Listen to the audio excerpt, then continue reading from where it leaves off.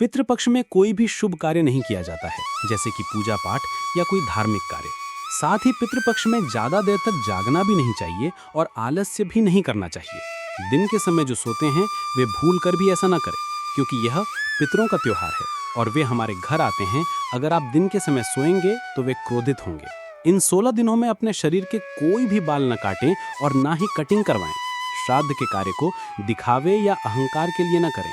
रोजाना नहाएं और अपने पितरों का ध्यान करें और उनके द्वारा दिए गए धन का दुरुपयोग न करें और व्यर्थ खर्चा न करें। मान लीजिए आपके दादाजी अब आपके साथ नहीं हैं और उन्हें जो चीज पसंद नहीं थी वह कार्य इन 16 दिनों में भूल कर भी न करें।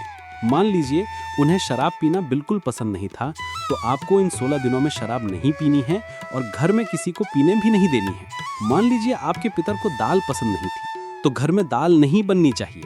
अगर आप इन बातों का ध्यान नहीं रखेंगे तो इसका उल्टा असर होगा। अब मैं आपको बताता हूँ कि आपको क्या करना है।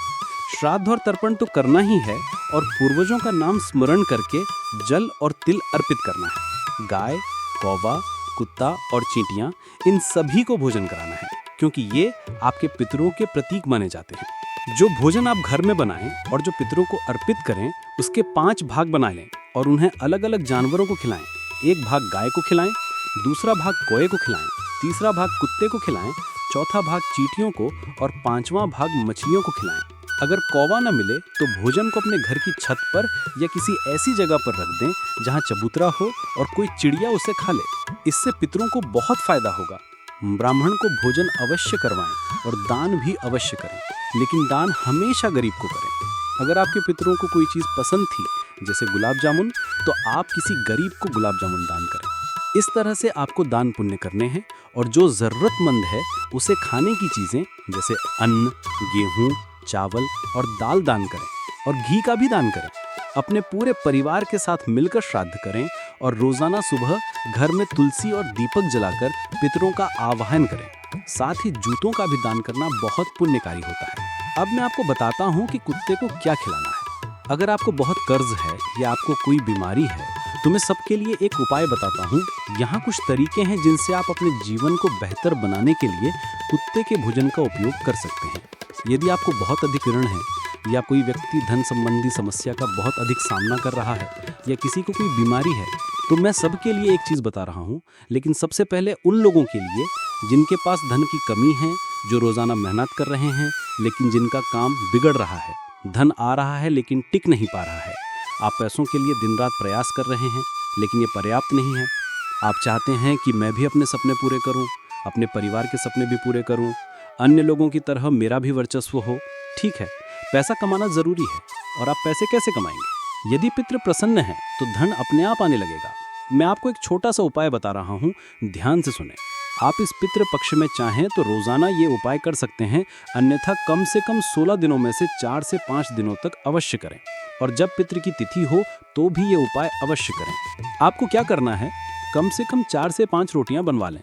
4 से 5 रोटियां बना लें, एक अच्छा बड़ा कटोरा या थाली ले लें और उसमें दूध डाल दें। रोटी को चूर चूर करके दूध में अच्छी तरह मिला दें और पूरी थाली कुत्तों को खाने के लिए दे दें।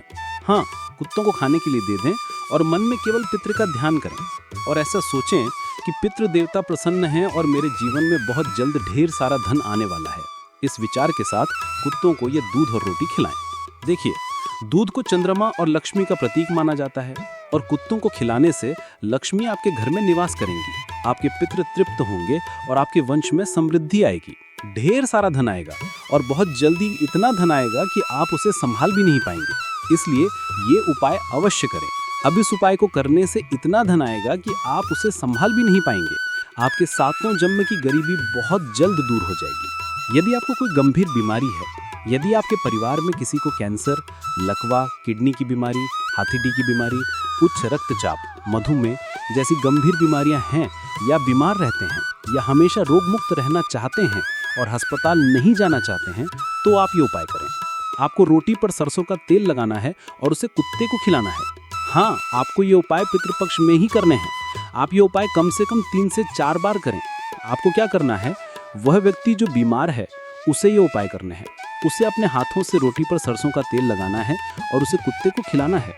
यदि आपको काला कुत्ता मिल जाता है तो उसे जरूर खिलाएं, क्योंकि सरसों का तेल शनि और यम को प्रसन्न करता है और सभी रोग और दोषों को दूर करता है। आपके पितृ की कृपा से आपके घर में सभी रोग और कष्ट शांत हो जाएंगे।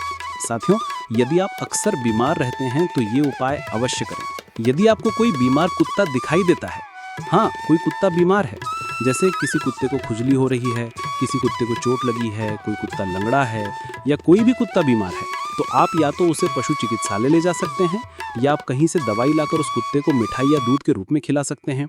जब वह कुत्ता आपकी दवाई खाएगा या आपकी किसी भी दान से उसकी बीमारी दूर हो जाएगी तो समझ लीजिए कि आप बहुत भाग्यशाली हैं। आपको कभी कोई बीमारी नहीं होगी और आपकी बीमारी भी दूर हो जाएगी। इसलिए आपको ये उपाय ज़रूर करने चाहिए। यदि आपकी शादी नहीं हो रही है या आप वैवाहिक सुख की तलाश में हैं या अपने प्रेम को फिर से जगाना चाहते हैं, यदि तलाक होने वाला है या रिश्ते टूटने वाले हैं, तो चिंता की कोई बात नहीं, आपका रिश्ता बच जाएगा। जिससे आप प्रेम करते हैं उससे आपकी शादी हो जाएगी। आपका विवाह उसी व्यक्ति से होगा जिससे आप चाहते हैं। अविवाहित लड़के और लड़कियां ये उपाय कर सकते हैं और विवाहित लोग भी जिनके रिश्तों में झगड़े हैं वे भी इन्हें दूर कर सकते हैं। आपको क्या करना चाहिए, ध्यान से सुनें। रोटी पर थोड़ा सा शहद लगाएं, ज़्यादा नहीं, हल्का सा शहद लगाएं और इसे अपने पितृ देवता को अर्पण करें। हाँ, इसे अपने पितृ देवता अर्पण करें। जब भी आप तर्पण करें तो इस प्रकार अर्पण करें और फिर पितर देवता का तर्पण हो जाने के बाद वह रोटी उठा लें और उसे कुत्तों के बच्चों को बांट दें। हाँ, कुत्तों के बच्चों को बांट दें।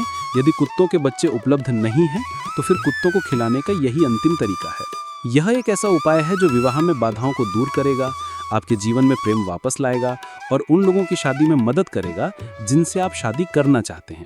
यदि आप शादी करना चाहते हैं या अपने वैवाहिक सुख को फिर से जगाना चाहते हैं, यदि तलाक होने वाला है या रिश्ते टूटने वाले हैं, तो चिंता की कोई बात नहीं, आपका रिश्ता बच जाएगा। जिससे आप प्यार करते हैं उससे आपकी शादी हो जाएगी। जो महिला संतान प्राप्त करना चाहती है, गर्भवती होना चाहती है, केवल वही उपाय करें। कैसे करना है? किसी गर्भवती कुत्ते को आपको घी लगी रोटी खिलाना है। घी दैवत्व और पवित्रता का प्रतीक है और इसे कुत्ते को खिलाने से आपके पितृ प्रसन्न होकर आपको संतान सुख का आशीर्वाद देंगे और वह गर्भवती कुत्ता भी आपको अपनी तरफ से आशीर्वाद देगा। इससे भैरवनाथ की भी कृपा आपको मिलेगी। आपके कुल देवता भी प्रसन्न होंगे और आपके कुल को, आपकी पीढ़ी को आगे बढ़ाएंगे। यह उपाय संतान प्राप्ति और वंश वृद्धि के लिए सर्वोत्तम है। कर्ज के लिए रोटी पर गुड़ लगाएं और पितृपक्ष में रोजाना ये उपाय करने चाहिए और पितृपक्ष समाप्त होने के बाद भी हर अमावस्या के दिन आपको कुत्तों को गुड़ लगी रोटी खिलानी चाहिए। कर्ज से मुक्ति दिलाने के लिए ये बहुत ही बेहतरीन उपाय है। गुड़ पितरों को प्रसन्न करेगा, रोटी पृथ्वी तत्व का प्रतीक है। ये दोनों मिलकर आर्थिक बंधन तोड़ेंगे। आज की वीडियो में मैंने क्या खिलाना है, क्या सावधानियां बरतनी है, क्या उपाय करने हैं, क्या करना है, उन सभी के बारे में जानकारी दी है। यदि आपको वीडियो पसंद आया हो तो उसे एक लाइक दें और चैनल को सब्सक्राइब करें।